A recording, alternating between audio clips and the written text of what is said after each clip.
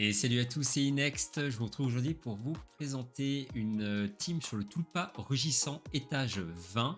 Cette team, la voici. Elle est composée de la Mia flamboyante, la nouvelle héroïne qui est sortie il y a 2 jours, Bella, Alisha et Larence. Avant de vous présenter, de vous montrer la run, je vais vous montrer les gears que j'ai mis sur chaque perso. Donc on commence par la Mia flamboyante. La Mia flamboyante, c'est juste un mob qui est monstrueux sur le Tulpa de par son kit. Donc déjà, son leader skill qui donne 25% de dégâts crit dans tous les donjons, donc sur le Tulpa. Et au niveau de son trait qui dit que à chaque fois que la Mia va attaquer, elle va accumuler un effet d'arme brûlante et chaque effet donne 10% de pénétration de défense jusqu'à 8 effets cumulés. On arrive à 80% d'ignore death et ça c'est juste super utile sur la run. On a aussi un S3 qui est dévastateur, 30% d'ignore death. Donc avec les 8 stacks qu'on va cumuler pendant la run, on arrive à 100% d'ignore death et un ratio de 260% de dégâts sur un ennemi, plus 50% si on attaque des ennemis, des héros bois. Donc on arrive à un total de 310% avec 100% d'ignore death. Autant vous dire que ça va coller des trous énormes sur les ennemis. On a aussi un S2 qui donne des contre-attaques. Donc quand un ennemi va attaquer pendant le cycle, elle va contre-attaquer jusqu'à 2 fois par cycle. Alors 2 fois par cycle parce que ma Mia est full book et que j'ai activé voilà, le niveau 4, comme vous pouvez le voir, du S2. La Mia est en assassin guerrier. Ses stats, les voici. 8000 d'attaque et 364 de DCC. Elle pourrait avoir un peu plus de DCC et un peu moins d'attaque. Ce serait pas déconnant. Et en termes d'artefacts, de reliques, je lui ai mis voilà, des dégâts contre les héros de bois. Donc 3,9% ici. J'ai pas pu aller chercher plus, mais j'aimerais bien. Ce serait une aide sur la run pour que la run soit un peu plus rapide. Même si vous allez voir, la run est quand même assez rapide dans l'ensemble. On passe ensuite à la Bella. Alors, ma Bella et les autres mobs que je vais vous présenter, donc Alisha et Larence, ne sont pas book. Ma Bella est 70 à 6. C'est un mob fusion, donc vous pouvez aller la chercher assez facilement. Je l'avais passé 70 il y a un petit moment déjà, justement pour le Tulpa. Et puis, bah, c'est pas déconnant, puisque on va avoir plus de dégâts. Elle est à 6300 d'attaque, 347 de DCC. Elle est en assassin guerrier. Voilà, c'est du classique pour la Bella. On passe ensuite à la Larence. Donc Larence, je l'ai mis en set face, mais c'est pas obligatoire. Vous pouvez la mettre en broken. Le principal avec elle, c'est qu'elle ait quand même une bonne base de PV. Je dirais au-dessus de 30 000. 30 000 PV, c'est bien. Là, elle est à quasiment 37 000, donc je suis large. 1800 de def. Elle joue en première dans la run. Donc elle est à 219 là, de vitesse. Donc voilà, rien de particulier sur la Larence. Et on termine avec Alisha. Alisha, elle aussi, il lui faudra une bonne base de PV. Vous allez voir que pendant la run, on va se prendre une AOE vague 1. Et il faut que Alisha puisse y résister. Donc là, on est à 24 000 PV, quasiment 1900 de def. Et voilà, rien de particulier sur la Alisha. J'ai oublié juste un petit truc sur la Larence que je vous ai pas dit, c'est qu'elle doit avoir de la concentration parce qu'il va falloir qu'elle pose le sort de Break Death et la marque sur la vague 1. Ça, c'est très important. En termes de sort, j'ai mis aussi le soin, mais on pourrait s'en passer, en vrai.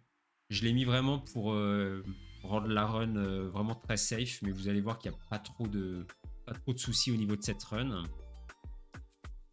En termes de speed tune, bah voilà, comme je vous ai dit, la Larence qui joue en premier, suivi des autres persos. J'ai fait jouer Mia en dernier. 190, c'est vraiment la speed minimum si vous voulez jouer avant le boss.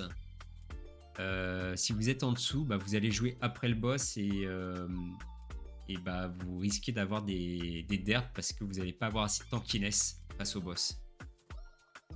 Après, on a la Alisha, elle, pas trop de soucis de speed tune. Vous pouvez même la faire jouer avant la rance, il n'y a pas de souci. Là, je l'ai mis à 193 de vitesse, mais vous allez voir que ça.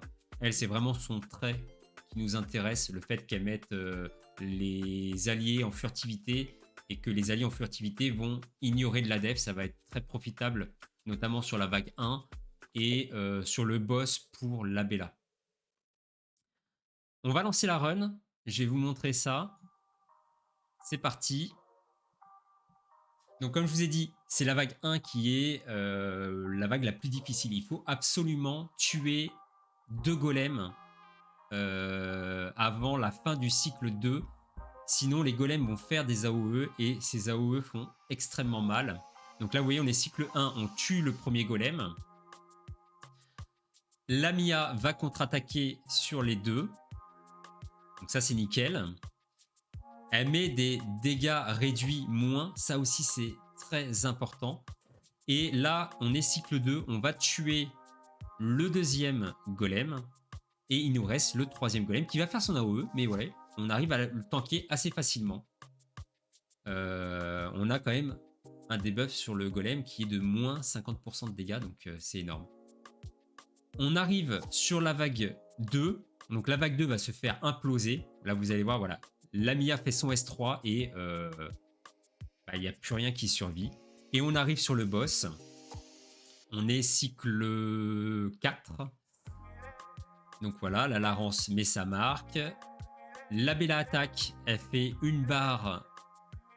Ouais, un peu plus d'une barre du boss. Et on a Lamia qui attaque. Et regardez les dégâts qui sont quand même impressionnants. Et elle contre-attaque encore. Donc là, vous voyez, le boss, il a quand même pris pas loin de 5 barres. Un peu plus de 5 barres même de dégâts. Il lui reste 3 barres. Et Lamia va faire un deuxième S3. Et voilà, là, c'est fini. Le boss est tombé. C'est impressionnant les dégâts de ce perso. Donc voilà, on termine cette run. Alors en termes de temps, on doit être, je pense, autour de 1 minute et demie. Ouais, 1 minute 30, je pense. J'ai pas calculé exactement. Et comme je vous ai dit, en termes d'investissement, on a uniquement la Mia flamboyante qui est book et A5.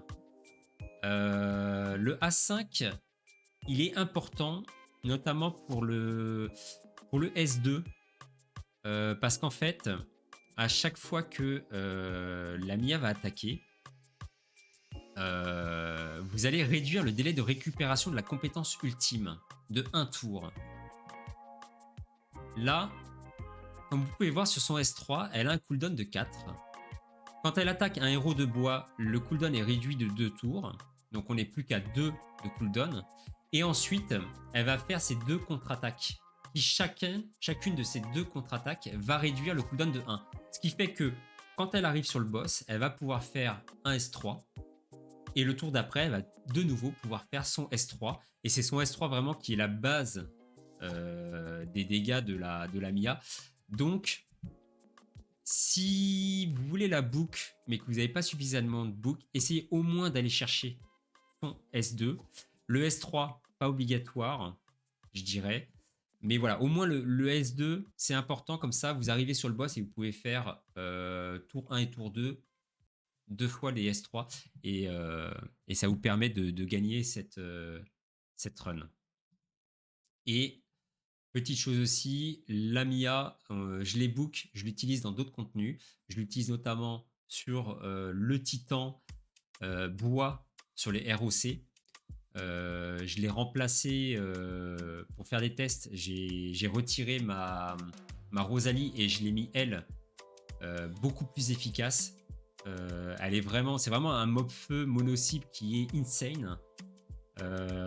J'aurais bien aimé la tester aussi en GVE, mais malheureusement la GVE n'est pas ouverte et là c'est la MIA de prêt en CC qu'on m'a donné au moment où je vais devoir la recall. La GVE sera pas ouverte, mais j'aurais bien aimé l'utiliser sur des reliques bois, sur la tour bois par exemple. Je pense qu'elle peut être très efficace là-dessus. Donc voilà, si vous avez envie d'investir sur ce perso, franchement n'hésitez pas. C'est un très très très bon perso. Elle est actuellement disponible soit en invoque classique. Je crois qu'elle doit être ici. Je dis pas de bêtises. On doit la voir. Bon, alors je la trouve pas ici. Elle est peut-être pas encore disponible sur les bannières classiques. Mais en tout cas, vous l'avez ici, voilà. En rate up.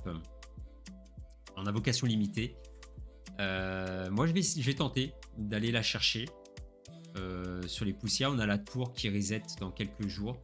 Donc voilà, c'est vraiment un perso que je vais essayer d'aller pull. Et dès que je l'ai, j'hésiterai pas à remettre des boucles dessus et à l'utiliser dans les contenus que je vous ai dit. Donc voilà, c'était la petite team que je vous ai présentée pour le Tulpa rugissant étage 20 entièrement avec DRGB. J'espère que cette vidéo vous a plu. Si elle vous a plu, n'hésitez pas à vous abonner, n'hésitez pas à mettre un petit pouce et sinon vous pouvez toujours me rejoindre sur Twitch ou sur Discord. Les liens sont dans la description. Et sur ce, je vous souhaite une bonne journée. Ciao ciao!